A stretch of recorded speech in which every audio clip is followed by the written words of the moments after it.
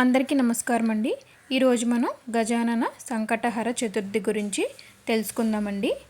ఈ గజానన సంకట చతుర్థి జూలై 24వ తారీఖు ప్రతి నెల ఆషాఢ మాసం కృష్ణపక్షం సమయంలో చతుర్థి తిథి వస్తుంది.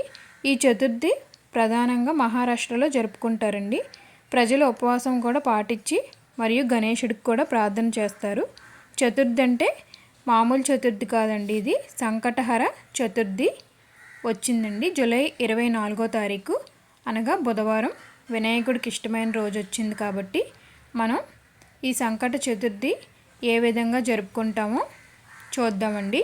ఈ సంకటహర చతుర్థి రోజున మనం ఉదయమే నిద్ర లేచి పుణ్యస్నానం చేయాలండి.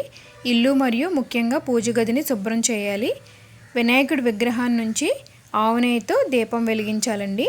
అలాగే పసుపు రంగు పువ్వులు, గరిక మరియు బూందీ లడ్డుని మనం వినాయకుడికి నైవేద్యంగా సమర్పించాలండి. ఆ రోజు సాయంత్రం కూడా గణేషునికి తప్పనిసరిగా పూజ అయితే చేసి ఉపవాసం కూడా పాటించాలండి. ఈ గజానన సంకటహర చతుర్థి ఎవ్రీ మంత్ మనకి చతుర్థి రోజు వస్తుందండి. కానీ ఈ సంకటహర చతుర్థి జూలై 24వ తారీఖు ఎందుకు అంత విశిష్టమైనదంటే బుధవారం వచ్చింది కాబట్టి వినాయక స్వామికి చాలా ఇష్టమైన రోజు అండి బుధవారం.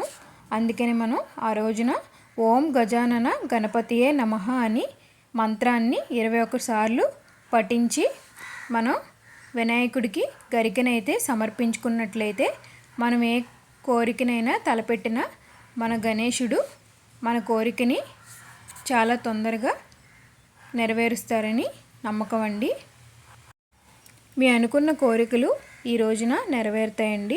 మరి గజానన సంకటహర చతుర్థి రోజునే ఉపవాసం ఉండి స్వామివారికి గరికనైతే సమర్పించుకున్నట్లయితే మీ అనుకున్న కోరికలు అయితే నెరవేరుతుందండి. మంచి ఫలితం అయితే ఉంటుందండి. మరి మా వీడియోస్లో కంటెంట్ అనిపిస్తే మా వీడియోస్ని లైక్ చేయండి, షేర్ చేయండి. మరిన్ని వీడియోస్ని చూడడానికి మా ఛానల్ని అయితే సబ్స్క్రైబ్ చేయడం మాత్రం మర్చిపోకండి. ధన్యవాదాలు.